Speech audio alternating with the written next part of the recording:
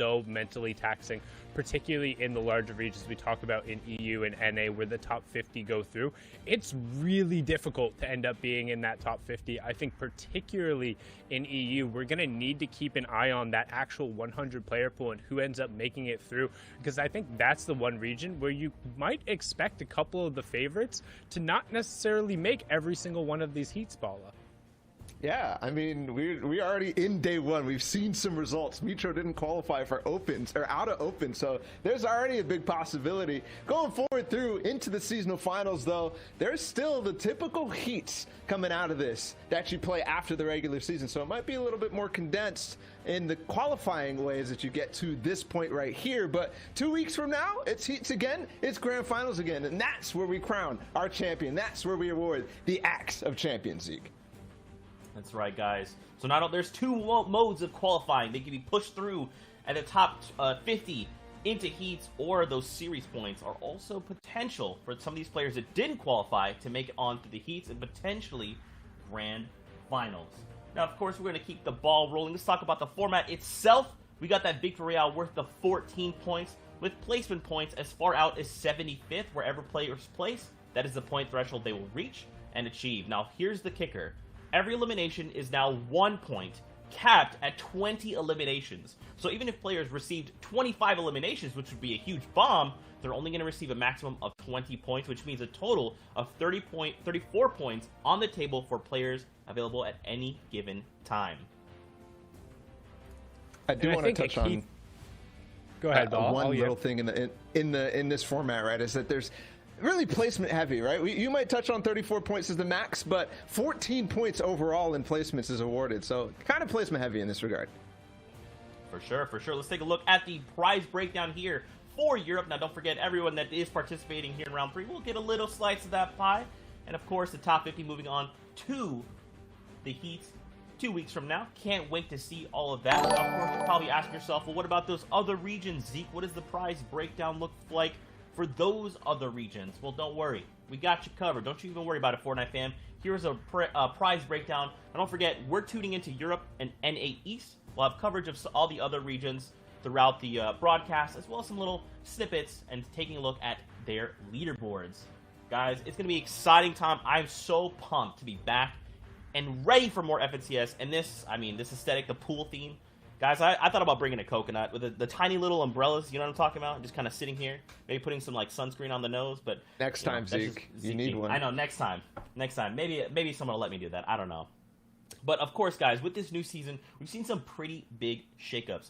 Chapter 2, Season 3 has not only changed the meta, but the map itself has seen some pretty big overhauls kind of coming in from the very beginning to now. We saw that water level rise. And for a lot of these players, they kind of had to take a step back and say, wait, where did my POI go, right? And now we're seeing that water level recede and kind of dip back down. How do you guys feel that players have kind of adapted to this new meta and the map itself? Well, I mean, initially coming out of it, everyone was really condensed on the map. There wasn't a ton of play space, and people were trying to find just whatever available loot. And I think it really forced players to explore their options more than it previously had over the course of the chapter. Now, with everything having receded, particularly over the course of today, and just the last level finally going down, I mean, with so much exposed, I think it's only a benefit, particularly during solos, when they've been able to map out their routes so efficiently to now just have more loot available. If anything, it's beneficial. I like that. What do you think, Bala? There's a lot of changes that these guys have to adapt to, and that's basically their journey as a Fortnite player, right? And there's been some nice things in Season 3 that they have started to work out, but of course, the biggest ones being like the Mythic POIs, right? It's a slight change to what was available in Season 2. Now we have, the Kit Shockwave Launcher, we have a difference of the grappler gun to the glider gun in this case, so there are these slight changes that people are adapting to. That's right.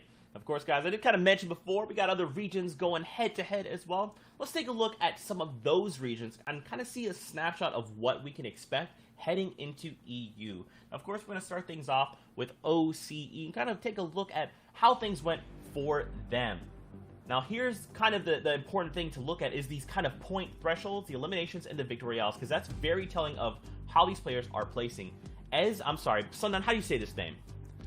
I go with Esches, but I know Esches. I'm probably butchering that in some way, shape, or form, just because it being from a down under name. With that being said, what wasn't down under were his placements. He did incredibly well across all 6 of the game, only placing outside of the top 5 in 2 of the matches, and even then he hit 13th and 18th, which with this new format, getting points incrementally in the kind of those top 5 or in those 5 placement thresholds as you get higher up means he was able to really rack it up, and that was the difference between him and Worthy. You notice how there was only the 2 elim difference between the two, but still an 8-point gap, and Worthy with an uncontested authority able to still kind of show that he is a dominant force in the region. Yeah, absolutely. I mean, the respect that you go with that's crazy. I mean, moving through this, though, OCE is one of these regions that with the slightly different kind of player pool that they're dealing with, they have these pages right here where it's going to be top 25 rather than top 50 that we're expecting. But mostly these big names that we expect in OCE, like Jalen, like Jesse, like Looter, right on this page, are going to be in the grand finals. So what I like about this is we see basically a preview of what's going to happen into the grand finals. Players like Worthy, players like Esches are definitely going to be a threat today, Zeke, and for the future in this FNCS. That's right, man. Looking through some more names we're familiar with, Jalen, Jesse as well. Yeah, I'm very excited because, you know, from the very beginning of season number 3, it's just been about adapting. And now that's what these players have to do again and again. Because, again, we cannot stress this enough. Every single day that we participate in these things, it's a self-contained tournament. So players have to play a maximum of potentially 14 games before getting here. So these guys have to be on Sundown if they want to look and push toward these upward standings. Moving on over to Asia, though, we got Sinnoh there. No surprise, if I'd say it. I mean, it does surprise in terms of the fact that he's won a bunch in Asia, but it's been a while since we've seen him up towards the top. One other thing to note, we talk about consistency in terms of placement over the course of the 6 games. With only 1 victory royale in 10 eliminations points, the lowest outside of that entire top 10, he was able to just barely edge out the rest of the competition on the 57 points. And that's going to be a key theme, particularly around these lower point values in the scoring format. The difference between each little placement threshold, between getting into that next top 10, into that next top 5, or knocking out one other opponent. Sometimes it makes a difference of getting a guaranteed qualification to heats. Sometimes it makes a difference between first and second, and it might end up making the difference between who walks away with a solo FNCS title in the end. Sometimes it makes a difference. I mean, also, the nice thing about Asia is we get to see kind of maybe a little bit of players making it all the way up, but at the same time, throughout these weeks, throughout tomorrow, throughout next weekend as well, we're going to basically see this region filter out the noise in terms of who's going to be at the top of the leaderboard when it comes to grand finals as they get through the heats. But here today, I mean, Riddle up there, Faizy up there, Moffin, who we've seen so many times, he just barely misses by 2 placements in the Asia region at 27th. So he'll be trying again, but like you said, Sundown, consistency, we've talked about it so much. It plays a big part because, like we said before, there are players coming through with FNCS series points, so it's not all about performing in necessarily those Sunday finals, even though there's prizing on the line. That's right, man. And of course, prizing, walking with that prizing is nice, and, you know, a nice little, like, I know that I'm good at the game, of course, but series points, don't forget about those, especially as we move on through. Now, guys, I kind of touched on it earlier. We talked about kind of the map and the way it's kind of shifted. This morning, we actually saw a shift in the map itself, and the water level receded, and it kind of presented a new POI for these players to kind of mess around in, the Coral Castle. I mean, this is not only adapting a new POI that these players have to potentially play with, but now you're having these, like, old, almost like sunny steps, right? Like that feel that players can potentially play around in. And I know generally people would hear, oh, new POI, alarm bells going off. Is it a volcano taking up my spot? Is it an Infinity Blade? Nope, just a regular POI on the corner of the map. It's up in the northwest corner. The one big thing to note is a massive influx of brick. Almost everything over here in terms of the competitive farming, you're able to very quickly get up to that mat cap going through. And the other thing to note is players who are able to efficiently path through here and do their homework a little bit better and are able to kind of carve out this drop spot, I think might be able to get themselves an advantage, because the Northwest already wasn't super populated in terms of drops, and now with the POI being plopped right in there, a number of routes become a little bit more feasible and I think a little bit more competitively viable for those who are pushing towards the top 5.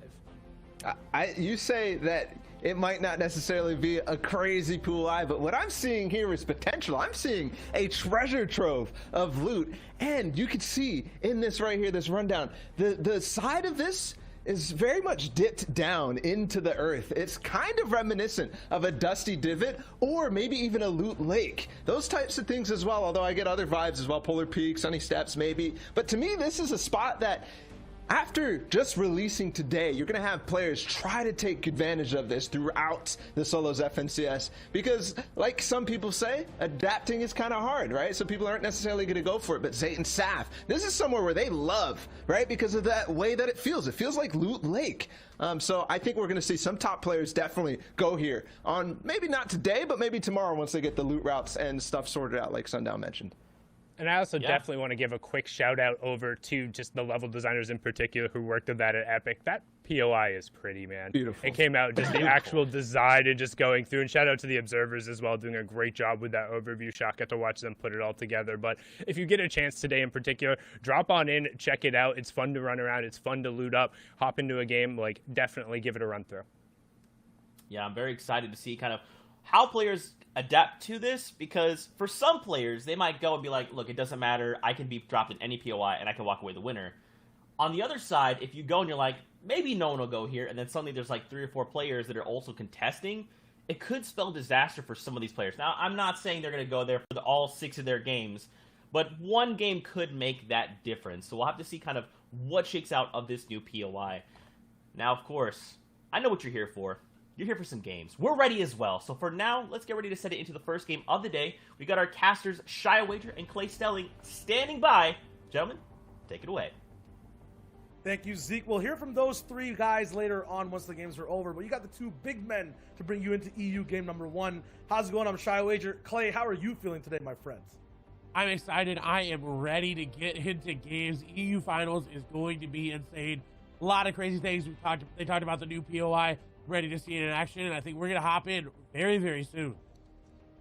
Yes, we are. The games are going to be underway. That battle bus loaded and already dropped through. We're looking at kind of the mid-early portion of these games. We're going to be looking over at the POI of Retail Row, I believe, and Artox is going to be moving over, checking out what he wants to do. I believe already picking up an elimination there. You do see it there on your screen. Now, those crash pads in the inventory could use them to disengage. There's a couple players here in retail. He definitely needs to get out of this. But today is going to be about, this is the first qualifier. So it's about new players getting their chance to come in and getting their chance to challenge for the throne. We've got old players like Benji, like Mongrel, like Savage here today as well. But you've got newer players like Artox, like Deox, like Reelish, unfortunately falling there. We'll see how they're going to adapt to the meta with the crash pads being used. Artox going in and getting into a little bit of a 1v1v1. I don't know if he wanted to take this fight initially, but now the crash pad in, shots going through. He does get some damage off, does get some nice tags. He does pick up the elimination on the Deox, and he picks up another one as well.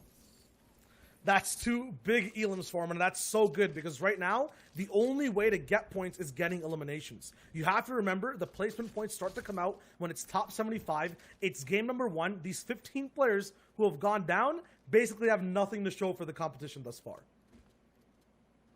They do not, and that's the introduction of that new format. They broke it down for you there earlier today, but they didn't really see it come into effect, right? This is the first chance we get to look at it as we swap over to this is the damn POI, right? Not really named, but everybody knows where it is with that water level receding. It finally came back.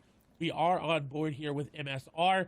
Trying to farm out. They've got a player above them. We know that, this is pretty standard for the 419. Those crash pads, though, are going to be concerning there for Ova up top. He could get into the box if he wants to, but we'll have to see what he does. Yeah, I mean, we talked about stories of the map. We always bring our attention to stories for players who are playing out these games, but those kind of 2 things go underway because you have to pick a top stop first to be able to fight from. Right now, we'll see Razan Maher doing that straight up. Shout outs to Omar, probably doing a watch party right now, too.